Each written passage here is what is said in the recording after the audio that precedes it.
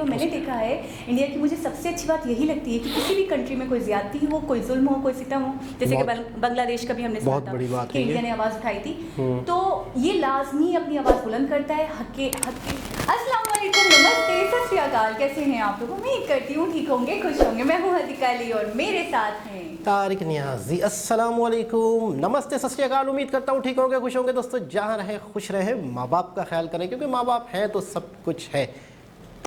आज की हमारी वीडियो है श्रीलंका आज $500 million from India. So start करते हैं अपनी वीडियो को, लेट्स स्टार्ट। ओके गाइस, तो वीडियो का टाइटल है Sri Lanka ask India for $500 million loan Sri Lanka economic emergency. So start करते हैं वीडियो।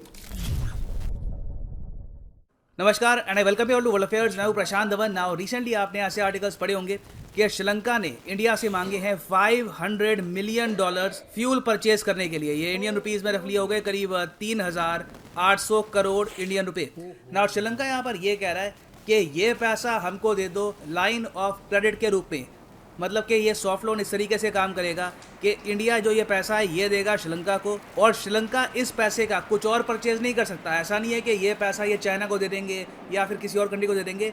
ये पैसा स्पेसिफिकली होगा फॉर फ्यूल परचेज, और सिंस ये है एक लाइन ऑफ क्रेडिट, तो मतलब कि जो ये परचेज करेंगे फ्यूल का, पेट्रोल डीजल का, ये इंडियन कंपनी से ही परचेज करेंगे। तो एक तरीके से आप कह लीजिए ये इंडिया से पेट्रोल डीजल परचेज करेंगे, मगर ये चाहते हैं कि जो इसकी पेमेंट है ये इकट्ठी ना करनी पड़े। आराम से 10-20 सालों में जो इसकी पेमेंट है ये करते रहें with very low interest rate. अब यहाँ पे आप एक क्वेश्चन पूछ सकते हैं, वेट, कुछ ही हफ्तों पहले न्यूज़ आई थी कि इंडिया की कंपनी है अडानी पोर्ट्स लिमिटेड, इन्होंने एक टर्मिनल एक्वायर किया है श्रीलंका के कोलंबो पोर्ट में। तो वो जो डील थी वो तो $700 मिलियन की डील थी।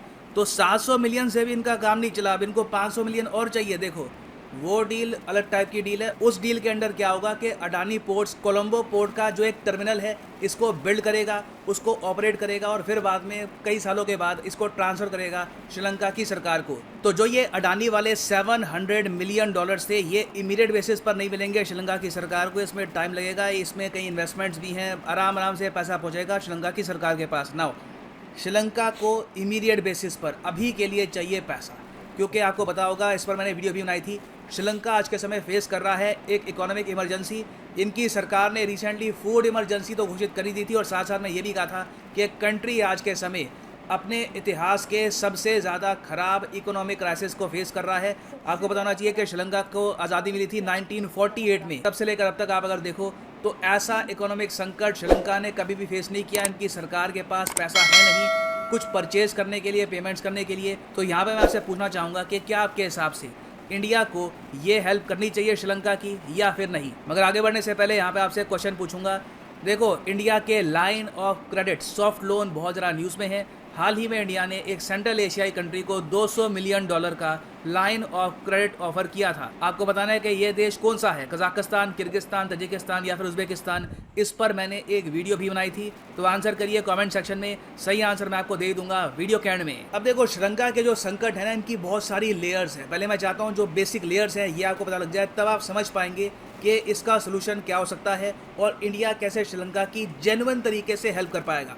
पहली बात तो यहाँ पे आपको समझना होगा, श्रीलंका की करेंसी पिछले कुछ सालों में बहुत ज़्यादा कोलैप्स करी है। एक बार को क्या था कि अगर आपके पास 100 इंडियन रुपीज़ हैं तो इसको कन्वर्ट करके मिलते थे 200 रुपीज़, आज से कुछ साल पहले। अब आज के समय आप अगर देखो तो श्रीलंका की करेंसी इतनी गिर चुकी है कि 100 इंडियन रुपीज़ से आपको मिल सकते हैं 270 श्रीलंकन रुपीज़। और अभी भी जो डेप्रिसिएशन है इनकी रुपये की, थमी नहीं है। पॉसिबिलिटी है कि इन द फ्यूचर इनका रुपये 300-400 पे भी पहुंच सकता है। That is very much a possibility. आने वाले 2 साल 2022 और 2023 में श्रीलंका की सरकार को 2 बहुत ही बड़ी पेमेंट्स करनी है बॉन्ड्स की। बॉन्ड्स आपको पता होगा दुनिया का हर देश इशू करता है पैसे रेज करने के लिए। तो श्रीलंका ने ओपन मार्केट से बहुत टाइम पहले के जो पैसे उठा रखे हैं ये वापस पे करने का टाइम आ गया है। 2022 में पेमेंट करनी है $1.5 बिलियन की, फिर 2023 में पेमेंट करनी है $1.25 बिलियन की। मगर श्रीलंका के पास जो फॉरेन एक्सचेंज रिजर्व है वो कितना बड़ा हुआ है इनके पास? देखो, अभी इन्होंने IMF से कुछ उधार लिया है 700 मिलियन के आसपास का, बस टेम्परेरी उधार है ताकि जो इनकी करेंसी है और ज़्यादा ना गिर जाए। तो उसको आप अगर रिमूव कर दो तो actual foreign exchange reserve Sri Lanka के पास पड़े हैं $2.8 बिलियन के आसपास, और ये भी लगातार कम होते जा रहे हैं क्योंकि देखो श्रीलंका का जो बजट अभी के लिए वहाँ पे खर्चा बहुत ज़्यादा है, इनकम बहुत ज़्यादा कम है। तो श्रीलंका को डर यहाँ पर यही है कि एक बार को देश दिवालिया ना हो जाए, खुद को डिफॉल्टर घोषित इनको ना करना पड़े। ना अब इसके ऊपर एडिशनल प्रॉब्लम्स इनको आ रही है यूएसए और यूरोपियन यूनियन से। देखो यूरोपियन यूनियन ने ना श्रीलंका को एक बहुत ही खास ट्रेड स्टेटस दे रखा है, प्रेफरेंशियल ट्रेड स्टेटस। इसके अंडर क्या है कि श्रीलंका एक्सपोर्ट कर सकता है यूरोपियन यूनियन की कंट्रीज़ को और उसमें इन पर ज़्यादा कोई टैक्सेस लगते नहीं है, इंपोर्ट ड्यूटी लगती नहीं है। अब यूरोपियन यूनियन यहाँ पर ये सोच रहा है कि श्रीलंका का जो ये ट्रेड स्टेटस है ना, ये ख़त्म कर दो। यूरोपियन यूनियन की जो मार्केट का बहुत ही ईजी एक्सेस इनको मिलता है, ये एंड करने का टाइम आ चुका है। अब यहाँ पे आप पूछेंगे ये लोग ऐसा क्यों करेंगे? रीज़न ये है कि श्रीलंका में जो मानव अधिकारों का हनन हुआ था, श्रीलंकन तमिल्स पर जो अत्याचार हुए थे, उसको लेकर श्रीलंकन गवर्नमेंट कोई भी एक्शन नहीं ले रही। तो इसी वजह से हमने ये देखा है कि ना सिर्फ यूरोपियन यूनियन, यूनाइटेड किंगडम और इवन यूएसए ने भी श्रीलंका पे आरोप लगाए हैं कि ये लोग प्रॉपर तरीके से अपने देश की जो माइनॉरिटी है उनके साथ ट्रीटमेंट नहीं कर रहे। यूएसए ने तो 2020 में क्या किया था कि श्रीलंका के जो आर्मी चीफ है ना आज के समय, जनरल सिल्वा, इनको ऑल टुगेदर ब्लैकलिस्ट कर दिया। मतलब कि इनके जो भी खाते थे, जो भी पैसा पड़ा था यूएसए में, ये यहाँ पर फ्रीज, डॉलर में इनके अकाउंट से ट्रेड हो नहीं सकता। यूएसए में ऑल टुगेदर जो इनकी एंट्री है ये भी बैन हो चुकी है, क्योंकि यूएसए ने यहाँ पर यह कहा है कि जब श्रीलंका में सिविल वॉर चल रही थी और 70,000 श्रीलंकन तमिल्स को मारा गया था श्रीलंका में, उस टाइम जनरल सिल्वा और इनके परिवार ने बहुत ही बड़ा रोल निभाया था ह्यूमन राइट्स वायलेशन में। तो अभी के लिए पॉसिबिलिटी ये है कि यूएसए और यूरोपियन यूनियन अपनी मार्केट्स के दरवाजे कंप्लीटली बंद कर सकती है श्रीलंका के लिए। ये एक बहुत ही बड़ा ब्लो होगा श्रीलंकन इकोनॉमी को, ये कंट्री कोलैप्स भी कर सकती है अगर ऐसा हो गया तो। और इसलिए आप देख रहे हो कि लगातार श्रीलंका और ज़्यादा डिपेंडेंट होता जा रहा है चाइना पर। मगर एक टाइम पे आके चाइना ने भी हाथ खड़े कर दिए, वो भी कह रहे हैं कि हम कितनी हेल्प करें, मतलब कि जितना पैसा यहाँ पर डालो काफ़ी नहीं है, डिमांड इनकी और बढ़ती रहती है कि और उधार चाहिए और उधार चाहिए। तो अब रिसेंटली आप अगर देखो तो चाइना ने भी ये पॉलिसी बनाई है कि इनको ऐसा नहीं है कि अंधा ब्लैंक चेक हम देना स्टार्ट कर देंगे, इनसे भी पूछेंगे कि आपको किसके लिए लोन चाहिए, ये लोन कब वापस कर पाओगे, लोन वापस कर भी पाओगे नहीं। तो इसलिए अब श्रीलंका ने यहाँ पर इंडिया को कहा है कि हमें इमीडिएट बेसिस पर फ्यूल चाहिए, देश बिल्कुल रुक जाएगा, हम सप्लाईज ग्रोसरी स्टोर्स में नहीं पहुँचा पाएंगे, एम्बुलेंसेस काम नहीं कर पाएगी, पुलिस काम नहीं कर पाएगी, तो अभी के लिए we need this loan. Now अब इस केस में इंडिया का स्टांस क्या है? देखिए रिसेंटली आपने देखा होगा कि श्रीलंकन गवर्नमेंट और इंडियन गवर्नमेंट की जो इंटरेक्शन है काफ़ी हद तक बढ़ गई है और इंडियन गवर्नमेंट का स्टांस यहाँ पे बिल्कुल सेम है जो यूएसए और यूरोपियन यूनियन का है। हम लोग यहाँ पर यही कह रहे हैं कि जो आपके देश में सिविल वॉर हुई थी, जिस तरीके से एलटीटी को आपने ख़त्म किया था, उसके साथ साथ जो निहत्थे सिविलियंस थे उन पे अत्याचार हुए थे, वहाँ पे आपको जस्टिस करना होगा। और एक बहुत ही इम्पॉर्टेंट अमेंडमेंट है 13th amendment of the Sri Lankan constitution, इसको प्रॉपरली इम्प्लीमेंट करना होगा। अब यहाँ पे आप कहोगे ये क्या अमेंडमेंट है, इंडिया क्यों कह रहा है कि इसको अमेंड करो? देखो इंडिया और श्रीलंका के बीच में 1987 में ये डील हुई थी, जहाँ पे इंडिया ने ये कहा था श्रीलंका को देखो अपने देश में अगर प्रॉपर तरीके से रूल करना है, गवर्न करना है, तो जिन लोकेशन में, जिन एरिया में श्रीलंकन तमिल्स रहते हैं वहाँ पर उनको गवर्न करने की कुछ फ्रीडम दो। ये नहीं करे कि ऑटोनॉमी दे दो, मगर उनको ज़रा पावर दो स्टेट लेवल पर, ताकि हर बात के लिए उनको सेंट्रल गवर्नमेंट के पास ना जाना पड़े। तो इसलिए इंडिया ने 1987 में कहा था श्रीलंका को कि 13th अमेंडमेंट लागू करो इंडिया कॉन्स्टिट्यूशन। इसके अंडर श्रीलंकन तमिल्स को काफ़ी इंपॉर्टेंट अधिकार मिलने वाले थे, मगर श्रीलंका ने कभी भी जो ये 13th अमेंडमेंट है इसको प्रॉपरली फॉलो किया नहीं।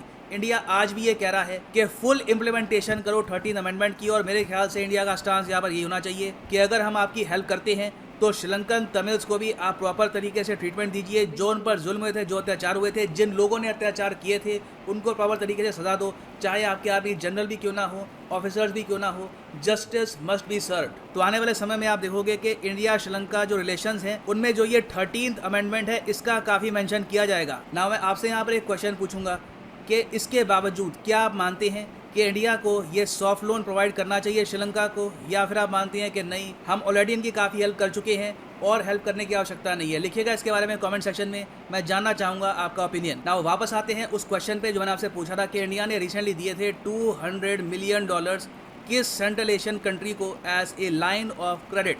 तो सही उत्तर यहाँ पे है ऑप्शन बी, किर्गिस्तान। और इस पर मैंने वीडियो भी बनाई थी, हमारे विदेश मंत्री गए थे किर्गिस्तान में और इन्होंने यहाँ पे अनाउंस किए थे $200 मिलियन टू किर्गिस्तान। और फाइनली यहाँ पर मैं ये भी ऐड कर दूँ कि अगर आप लाइफ में एक बार प्रॉपरली यूपीएससी एग्जाम की तैयारी करना चाहते हैं तो आप परचेज कर सकते हैं अनअकैडमी का यूपीएससी कोर्स। सीधा जाओ कमेंट सेक्शन में, यहाँ पे आपको मिलेगा ये लिंक, इस लिंक पे आप कर सकते हैं क्लिक एंड यहाँ पे आप परचेज कर पाएंगे ये कॉम्बो पैकेज, जिसके अंडर आप यूपीएससी प्रीलिम्स, मेंस और optional of your choice, political science, philosophy, geography, which ever you choose, ये आप चूज़ कर सकते हैं और तीनों की तैयारी यहाँ पे आप कर पाओगे।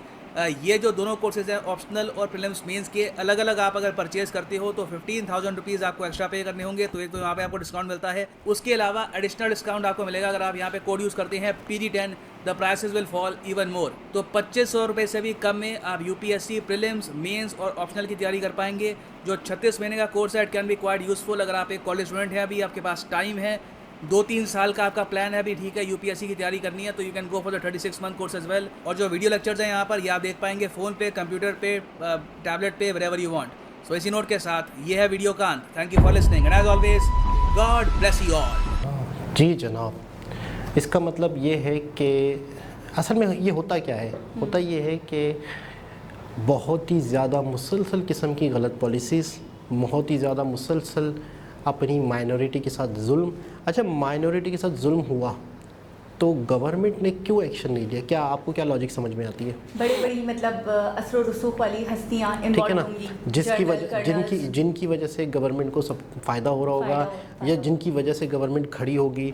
अच्छा, मुसलसल नहीं बोल सकती होगी। अच्छा, जब मुसलसल गवर्नमेंट अपना ज़ाती फ़ायदा, वक्ती फ़ायदा देखती रहेगी तो आने वाले 10, 15, 20 साल, 25 साल, 50 साल बाद मुल्क यहाँ खड़े हो जाते हैं। बिल्कुल। और अगर गवर्नमेंट अपने वतन को, अपने कंट्री की फ्यूचर को नहीं देखेगी कि यार अगर मैं ये करूँगा तो आने वाले वक्त में क्या हाल होगा। अच्छा, तो ये हाल होता है। मैं पहले देखा था, एक हमने वीडियो देखी थी बल्कि कि फूड का क्राइसिस हुआ श्रीलंका में, इमरजेंसी लग गई थी। तो मैं ये सोच रही थी कि श्रीलंका ने दूसरे कंट्रीज से भी लोन लिए हैं, ठीक है, चाइना से लिए, दूसरे कंट्रीज से भी लिए हैं। तो मैं ये सोच रही हूँ इतना लोन जब इसने लिया तो अब तो इसको थोड़ा सा क्राइसिस से मतलब ओवरकम करना चाहिए था, काबू पाना चाहिए था, बाहर निकलना चाहिए था। लेकिन दिन ब दिन इसकी हालत ख़राब हो रही है, बदतर से बदतर हो रही है। देखें, जब आपके पास लोन आता है, ठीक है, जब आप उस लोन को डबल नहीं करेंगे क्योंकि आप तो पहले डूबे हुए हैं, ठीक, आपके पास आप सिर्फ और सिर्फ ज़रूरियात ज़िंदगी पूरी कर रहे हैं, बेसिक नीड्स के लिए, ठीक है ना। आप अगर उस लोन को कन्वर्ट करने की कोशिश करेंगे, इन्वेस्टमेंट करेंगे और ऐसी प्रोडक्ट्स बनाएंगे जो दुनिया के काम आएंगे, एक्सपोर्ट करेंगे, तो आप उस लोन को चुका सकेंगे। अच्छा, अभी ये बता रहा है कि मैं मतलब जो ले रहा है तो बता रहा है कि कंडीशन क्या है कि फ्यूल की बहुत ज़्यादा मतलब इमरजेंसी, फ्यूल की बहुत ज़्यादा ज़रूरत है। फ्यूल नहीं होगा तो आपको पता है हर चीज़ ठप हो जाएगी, रुक जाएगी। तो अब तो वो बता रहा है कि उसको एक जेन्युइन प्रॉब्लम है, जेन्युइन चीज़ की ज़रूरत है, ठीक है। और अब अगर इंडिया उसको लोन देता भी है तो वो फ्यूल ही परचेज करने वाला है, फ्यूल सिर्फ फ्यूल को लेकर ही हो रहा है। तो मैं, और वो भी इंडिया से, ये भी तो बेसिक नीड है। तो क्या पहले इसको लोन मिला था तो उससे इसने कम मतलब इसको कवर नहीं करा? वही वाली बात है कि इतने डूबे हुए हालात हों तो फिर आपके पास जो पैसे आते हैं उनसे आप वो दिन पूरे कर रहे होते हैं, आप मज़ीद अपने आप को क्राइसिस से निकाल नहीं पा रहे होते। तो इसका मतलब है कि श्रीलंका की कंडीशन बहुत ज़्यादा ख़राब है, बहुत ज़्यादा ख़राब है। और मुझे ऐसा लगता है कि श्रीलंका की जो पॉलिसीज़ थी, इनके जो तरीक़ेकार था, इनका जो गवर्नमेंट चलाने का तरीका था, जो इनकी आर्मी का मामला थे, जो गवर्नमेंट के मामला थे, यानी कि कड़क फैसले ना लिए जाना, तमिल वालों के साथ अगर ज़्यादती हो रही है, अगर हम देखें, हमने तो इस वक्त सिर्फ तमिल वालों का सुना, हो सकता है कईयों के साथ हो रही हो, ठीक है ना। अच्छा, मैंने वीडियो में सबसे ज़्यादा मुझे जो शॉक करने वाली बात लगी वो ये लगी कि 1987 में इंडिया ने आवाज़ उठाई थी, ठीक है ना, और 13A, ठीक है, इसको कहा था कि इसको इम्प्लीमेंट करो, इस पर इम्प्लीमेंटेशन करो। मतलब बहुत सालों पहले ही इंडिया ने आवाज़ उठाई थी। और मैंने देखा है इंडिया की, मुझे सबसे अच्छी बात यही लगती है कि किसी भी कंट्री में कोई ज़्यादती हो, कोई जुल्म हो, कोई सितम हो, जैसे कि बांग्लादेश का भी हमने सुना था कि इंडिया ने आवाज़ उठाई थी, तो ये लाजमी अपनी आवाज़ बुलंद करता है, हक के लिए लाजमी आवाज़ उठाता है। अच्छा, उस टाइम से अब तक 87 से भी श्रीलंका ने कोई उस पर ख़ास अमल दरामद नहीं किया। वो दिखावे के लिए कुछ करा होगा, लेकिन अच्छा, उनकी कोशिश है कि इनको गवर्नमेंट में भी पार्टिसिपेट हो, ताकि वो अपनी बरादरी को, मतलब वो ये ना कि किसी तमिल बरादरी के साथ किसी इलाके में कोई ज़्यादती होती है तो उनके अगर लोग गवर्नमेंट में बैठे होंगे तो जाहिर सी बात है वो एक्शन ले सकेंगे। और ये भी एक मतलब शुक्र की बात है कि कम से कम इतनी अच्छा, इंसानियत ये है दुनिया में। मैं ये देखती हूँ कि माइनॉरिटी है तो जी इनका हक ना दो, इनके हुकूक ना दो, नहीं। और इसके अलावा इनको हुक्मरानी करने का कोई मतलब राइट ही नहीं बनता। तो ये नहीं है, अगर वो जीतते हैं, अगर वो आगे आ रहे हैं तो आप उनको उनकी पोस्ट है दो। बिल्कुल, अगर वो कहीं के कोई कुछ बन रहे हैं तो आप उनको बनने दो। और मैंने ये देखा कि इंडिया ने स्ट्रिक्टली बोला है कि सबसे पहले इम्प्लीमेंटेशन हो 13A पे, उसके बाद हम कोई बात करेंगे। मतलब दो टोक बात कर दी है बिल्कुल, मतलब स्ट्रेट फॉरवर्ड होकर। मैं आपको क्या लगता है कि इंडिया को देना चाहिए लोग? मैं समझता हूँ कि अगर इंडिया देता भी है तो बहुत ज़्यादा सख्त शराइत के साथ दे, मतलब कड़क होकर और उनके साथ साथ मतलब उनके साथ शर्तें लगाए कि ये होगा तो ये होगा। आपको पता है जब भी कोई कंट्री किसी कंट्री को लोन देता है या IMF देता है तो बज़ाहिर तो मामला तो गवर्नमेंट चला रही होती है उस कंट्री के, लेकिन पीछे से प्रेशर होता है, कीमतों के रेट जब बढ़ते हैं। अच्छा, कोई गवर्नमेंट मौजूद है, कीमतों के रेट बढ़े जा रहे हैं, तो आपको क्या लगता है कि गवर्नमेंट चाहती है कि रेट बढ़े और हमारी बेइज्जती हो? पीछे से जो ऑर्डर होता है उन्हें फॉलो करना पड़ता है।